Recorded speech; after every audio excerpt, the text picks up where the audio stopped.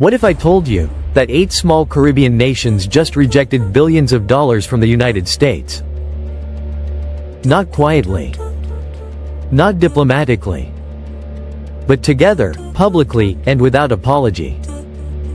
And what makes this even more shocking? Within 72 hours, they replaced the deal, without Washington, without Beijing, and without surrendering their sovereignty. This isn't just a Caribbean story.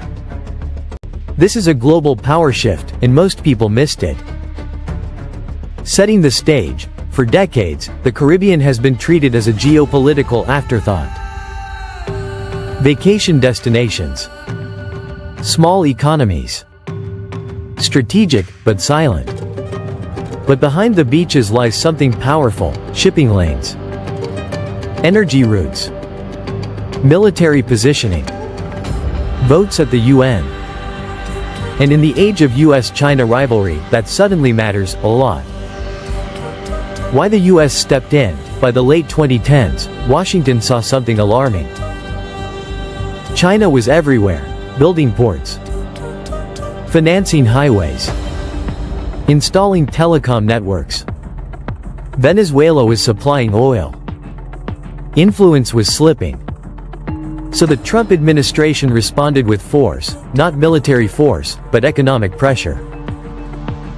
They unveiled what sounded generous: billions in infrastructure loans, airports, ports, energy grids, military cooperation.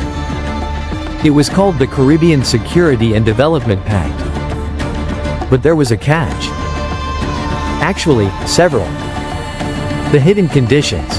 To receive the money, Caribbean nations had to publicly oppose Venezuela, cut all energy and security ties with China, cancel existing Chinese infrastructure projects, allow the US veto power over future foreign agreements. This wasn't aid. This was control. For many leaders, it felt like trading development for dependency. Internal debate and public pressure. Inside Caribbean capitals, debate exploded. Some argued, "We need the money. Take the deal."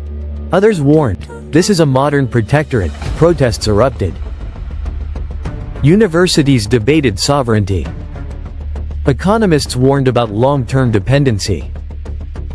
And then something extraordinary happened. The Bridgetown Accord. 8 nations stood together: Barbados, Jamaica, Trinidad and Tobago, Guyana, Bahamas, St. Lucia, Antigua and Barbuda, Dominica. They issued a joint declaration, the Bridgetown Accord. Development cannot be conditioned on geopolitical alignment. Sovereignty is non-negotiable. They rejected the deal, as one. Washington was stunned. But what happened next changed everything. The 72-hour shock. Within 3 days, the Caribbean bloc announced a non-exclusive financing package, backed by European, Middle Eastern and Asian development banks. No political conditions. A Caribbean climate and energy shield. Renewable energy independence. They didn't just say no, they replaced the system. Why this matters globally? This is the new geopolitics.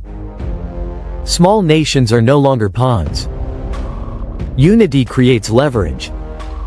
Sovereignty is strategic. The Caribbean just proved, you don't need to choose sides, you need to choose strength. Outro. If this story surprised you, that's exactly why this channel exists. Because real power moves don't trend. They reshape the future quietly. Subscribe if you want. Context over noise. Strategy over headlines. Truth over propaganda. Knowledge is power. And power belongs to those who understand the game.